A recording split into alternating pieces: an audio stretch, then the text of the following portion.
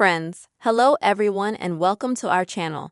In today's video, I will show you and tell you how you can easily enable YouTube notifications on your iPhone. Friends, please subscribe to this channel. Also make sure to put your likes and write comments under this video. So, let us get started with you. And if you want to receive notifications from YouTube, then first of all, go to your phone settings on your iPhone, and then select the notifications option. Scroll down here until you find YouTube. Click on it.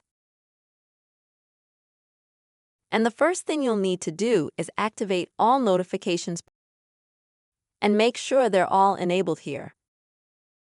Next, I recommend that you go to YouTube itself, and then when YouTube opens up, go to your YouTube page.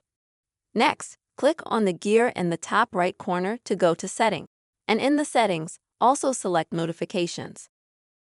And this is where you need to make sure that all the notifications they're turned on. If some of them are off, that is in gray mode, just activate them like this.